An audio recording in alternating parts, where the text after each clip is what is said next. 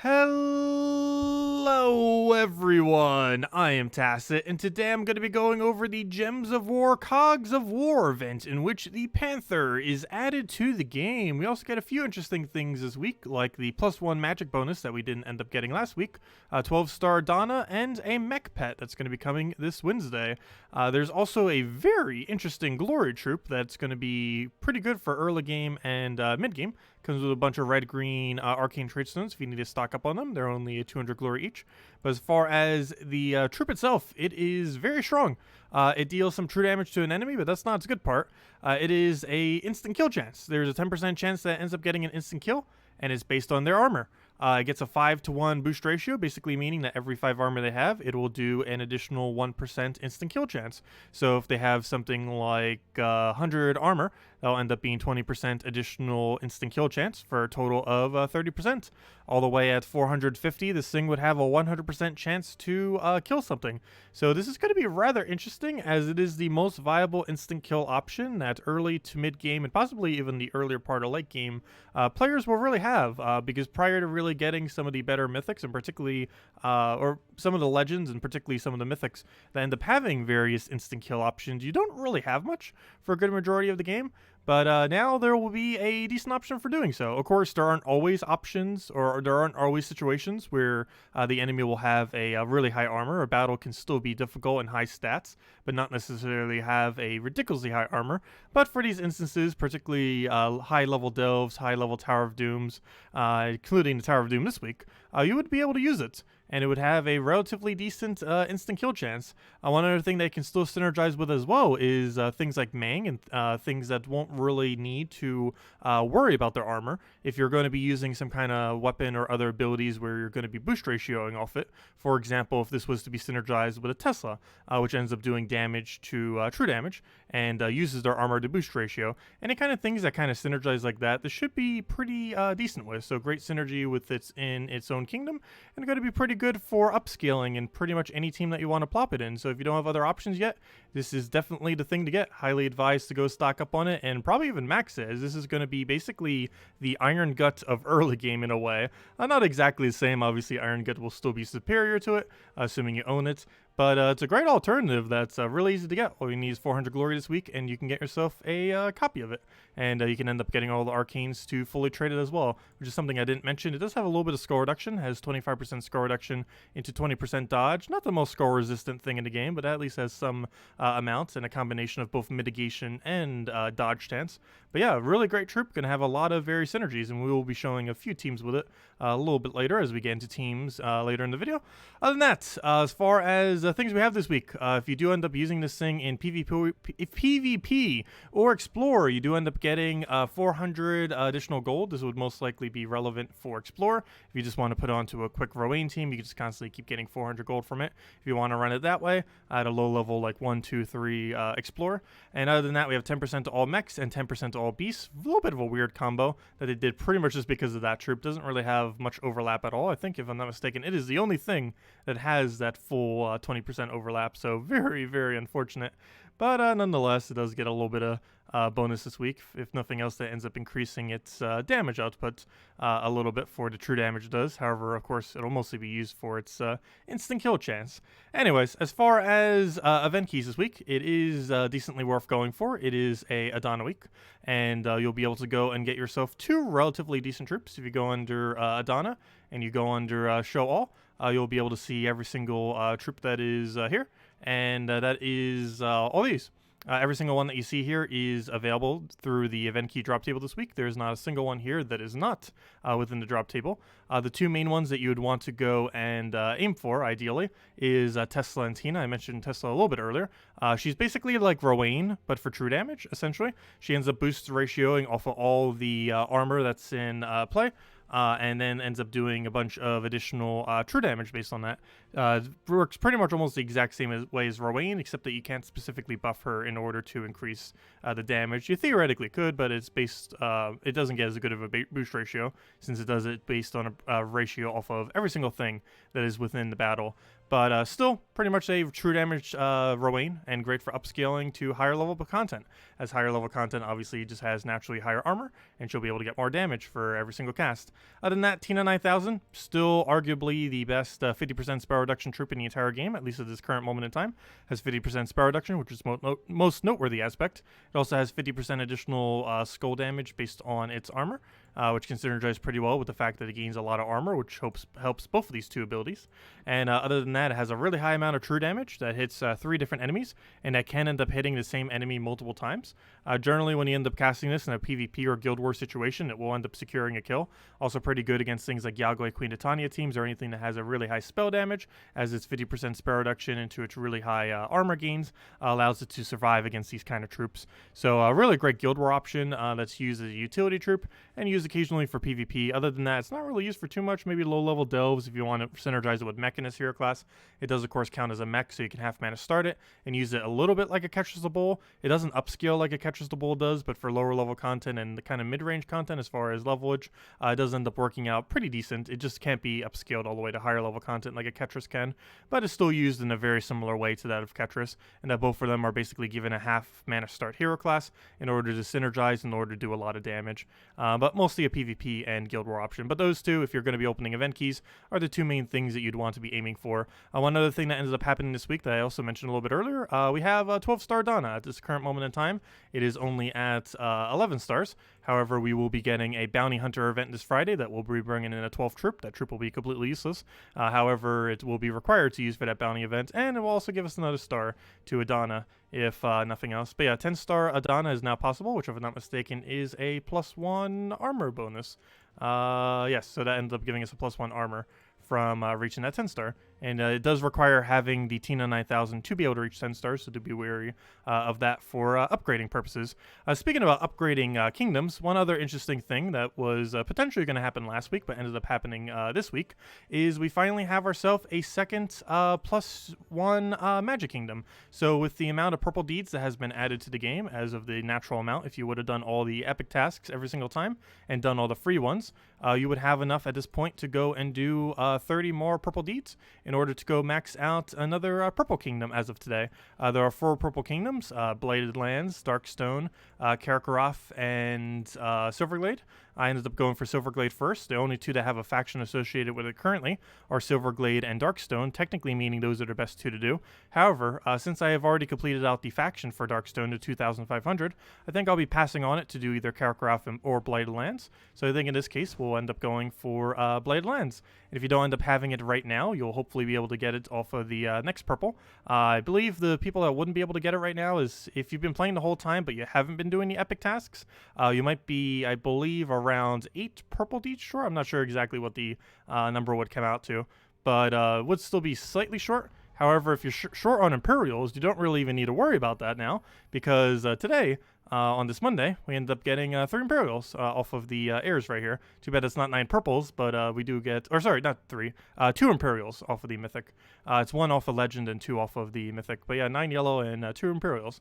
And you could use those 2 Imperials to help towards getting that level. But yeah, there we go, our second +1 magic. And then hopefully we'll get another one eventually. It's obviously quite a while until we end up getting that. But that's another thing that ends up happening. Other than that, let's go over to the event for the week. So we have ourselves, of course, Tower of Doom.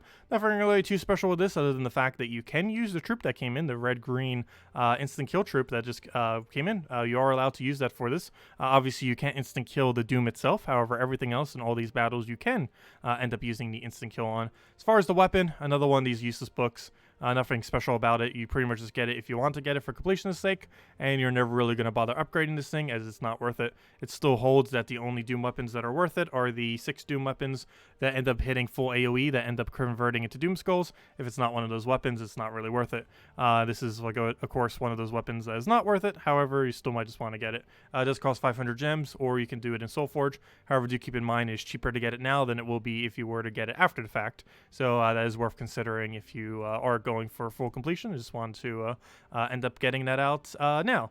Other than that, as far as some weekly stuff that we have going on, this Tuesday we're going to be having Amanithrax faction, which is also a pretty easy one, relatively easy to go do peer faction for, mainly because you can use Gobtruffle, which is pretty good at looping into itself. This Wednesday we will be getting a new pet that actually has a bonus. We keep getting so many cosmetic pets as of recently. Actually, we've been getting a lot of pets in period recently. Feel like we're on like a 6-7 pet streak or something, really high streak.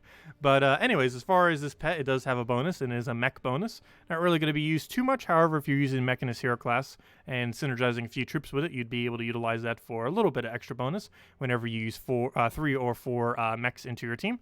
And other than that, we also have the class trial for mechs this Thursday. So if you want to go get Mechanist class upgraded, you'll be able to do so.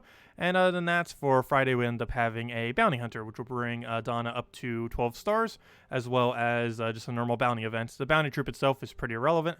However, we'll be able to go get a bunch of loot from bounty hunters we normally do, and the loot's exactly the same. As far as Soulforge this week, oh yeah, I was looking at this earlier. There actually is one of these. I don't normally mention these too often, but there are a few things that are worth going to potentially craft in here. And one of them that is worth considering this week is Azarus. If you have a Ferris Ra, if you would have gotten him recently, or if you have him laying around, or feel like you're going to be getting him, or even if you just have a Dragon Soul, this is the best necromancy troop that isn't a Ferris Ra. So if you have Dragon Soul into double Azarus, or if you have Dragon Soul Ferris Ra Azarus, it's a great option to have if you don't already have one, to get it fully traded for soul farming purposes. The main reason why this works as the next best option that isn't Ferris Ra for soul farming teams is mostly because it has the standard 50% necromancy, but also has the +1 purple off of its final trait. This allows you to get something like a Dragon Soul up at a quicker rate, so that you can get your mana going a little bit quicker, so you can win the battle a little bit quicker. It doesn't make too huge a difference, but definitely this compared to a normal 50% necromancy troop that doesn't have the +1 purple, it does end up speeding up the rate by probably about 1,000 to a few thousand per hour. Obviously nothing near that of an increase that Ferris Ra does, but if you needed a cheaper, quick option to replace out your normal necromancy troops, Azarus is the thing to do for that if you're still in the soul farming area. But yeah, he's almost like a little mini Ferris Ra in a way. Other than that, as far as things within the Soulforge this week, I do not believe we have anything too relevant. Let's see. Nope. The only thing that might be worth considering is Suna. As of several months ago, or a couple months ago, she is technically used for the quickest trophy farming team in the entire game. If you have enough magic stats, you can end up one-shotting Explore 5 using her with a Red Storm start hero class. And this gives you 2 trophies per battle. As of a few patches ago, they end up making it so Explore 5 is the lowest point in which you end up gaining 2 trophies per battle in Explore. And this basically is the highest rate that you could ever get for it, because within about 20 seconds per battle, you could end up getting 2 trophies. And that's a pretty solid 6 trophies per hour, which ends up coming out to a total of 180 trophies per hour. Or sorry, 6 trophies per minute for 180 trophies per hour. So you can end up getting a pretty decent rate. You can even get closer to more, a little bit over 200, because you actually will be winning a little bit quicker than once every 20 seconds. She's almost towards like once every 15 to 18 seconds. But yeah, it ends up working out really, really solidly, if and only if you can have enough magic to be able to one-shot Explore 5 consistently. But other than that, obviously trophies aren't really that useful in the current state of the game, and overall I wouldn't really go out of your way for crafting this, but it's worth considering if you're more towards end game. But everything else in here you could pretty much skip on. Element of Grimm's not that relevant these days. The Queen of Sin is still really bad, and the where's the fourth one? There it is, the Voice of Orpheus. Voice of Orpheus is only really used for his cleanse. It is the only troop in the game that currently has Impervious into a cleanse. However, there is really Silence isn't a strong enough ability where you would really need to have that mechanic. The main reason I say Silence is mostly because that's the main kind of instance where you would need to use a mechanic like that. Because if you were to get Silence onto your entire team and you didn't have something that had immune to it that would end up getting cleanse, you wouldn't really have an option out of it. Whereas this can easily just take a single yellow and end up getting out of it. It's also not really used for Yellow Guild War because Yellow tends to get hard countered on that day. And overall, I don't know, it doesn't really have much usage in the current state of the game, even though it has one of the better cleanses in the game, oddly enough. It might have a purpose into the future, but as it stands, it's not currently that useful. Other than that, as far as weapons, of course, we have all the Adana-related weapons. So we have a Drill Shooter. This is actually somewhat relevant in that I believe it has a 20% instant kill off its final perk, which will show us in a second, over to the right over there. Yeah, 20% lethal to the first enemy. So every single time you cast this has 20% chance to get instant kill. This into the future, as more synergies come into the game, will probably be worth it. However, the new mech that ended up coming in today, as well as the new mech that's going to be coming in this Friday, did not really help it make it any more viable than it already was. It is a weapon that is worth considering, probably more so than any other weapon that is currently craftable this week. So if you are looking for one, this is probably the one to go for. It has boost ratio based on Adana, so you can even use this in things like Tesla and other things like that. It doesn't have to be specifically used for mechs. However, it is restricted just to the Kingdom of Adana for its synergy, which also means you'd most likely just be using it with Mechanist hero class.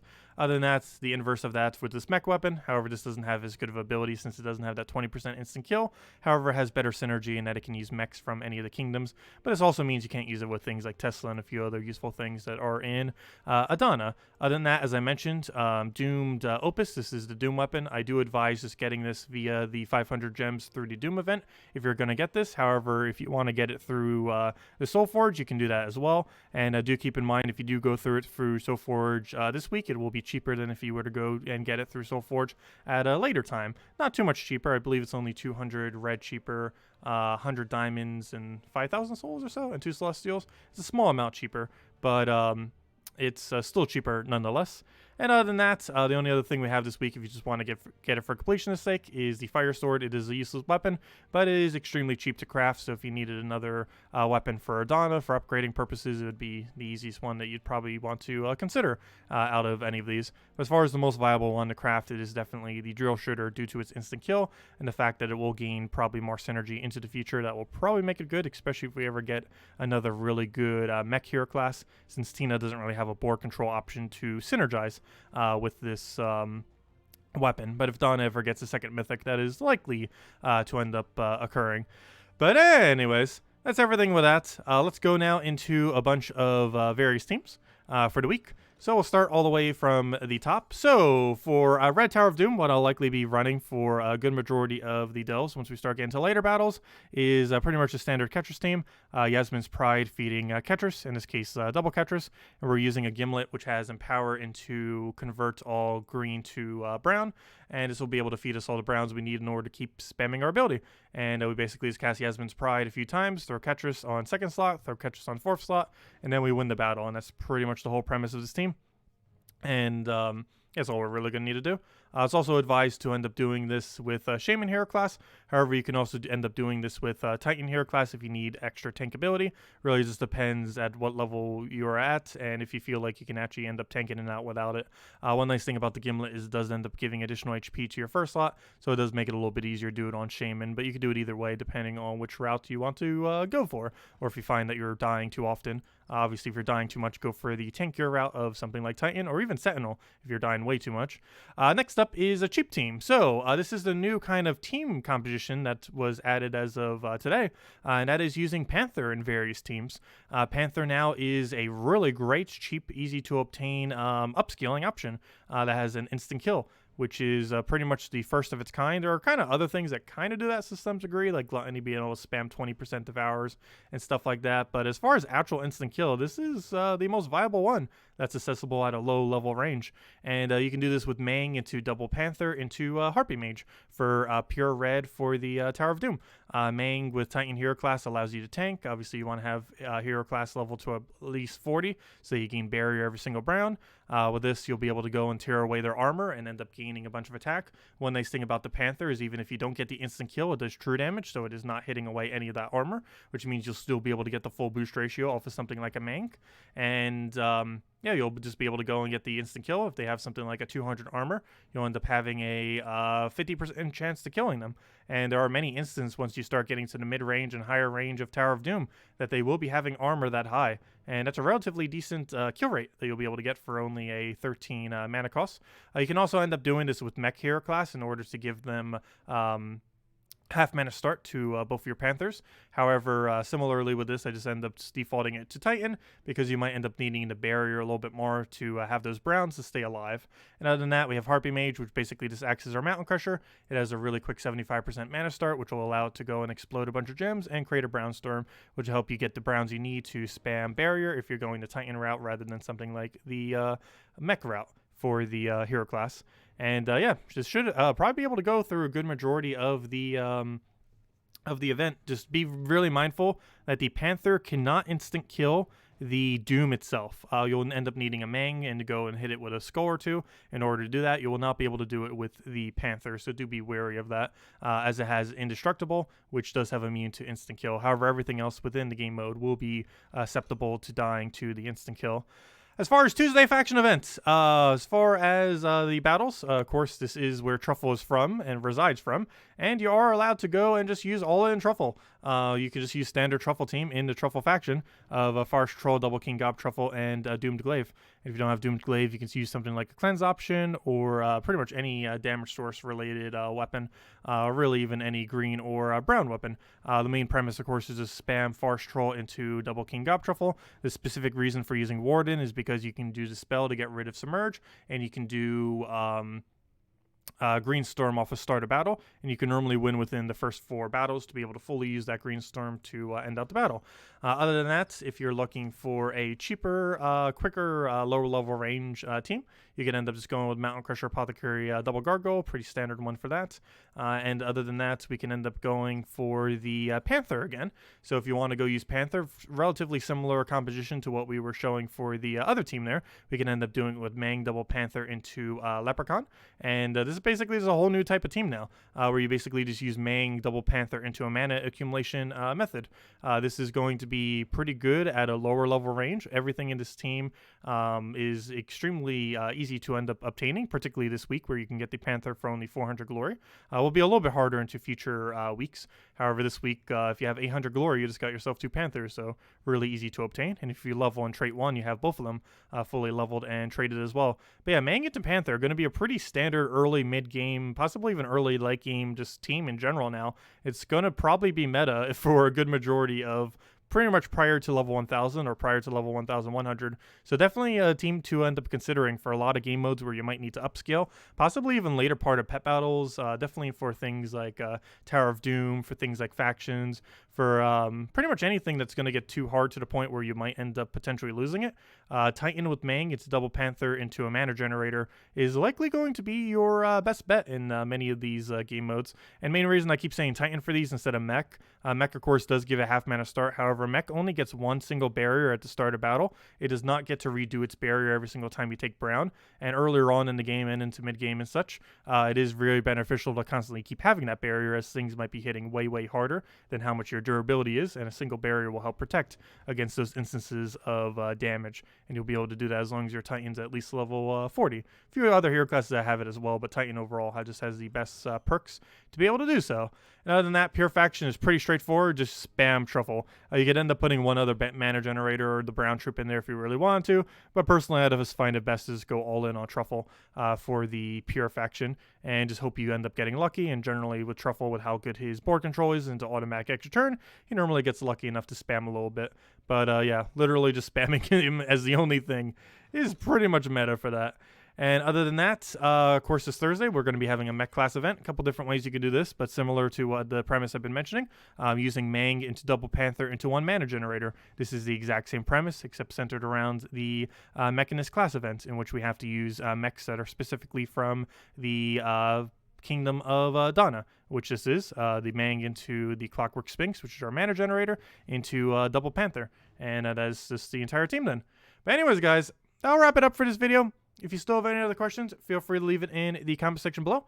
I'll be streaming tonight at 8 p.m. Eastern Standard Time, and we'll be messing around with getting into Tower of Dooms, doing actual battles, maybe messing around with a few other teams, and going from there. I'll probably also mess around with the new team that ends up coming into the game that I keep making mention of, the Mang into Double Panther into a mana generator. That, of course, can be ran for this red Tower of Doom, and I definitely advise trying it out, as it's a pretty interesting team. And if you're still at the point where you don't have some of the bigger options like Iron Gut, Zugoff, or any of the other really big kind of boost ratio instant kill kind of troops, it's definitely a team that is worth considering to build, as it's pretty much going to be meta now for when you lack other options due to how cheap and accessible it is, while still being pretty decent high impact. Obviously, I personally won't be using it much into the future, as I do have the better options, but if you don't, it is something worth considering to be using for the next several months until you do have the resources to craft something like an Iron Gut and other similar troops. Anyways, guys, I'll wrap up for now. Hope you all have a wonderful week, and I will catch all of you guys later. Thank you all so much for watching. Goodbye, everyone!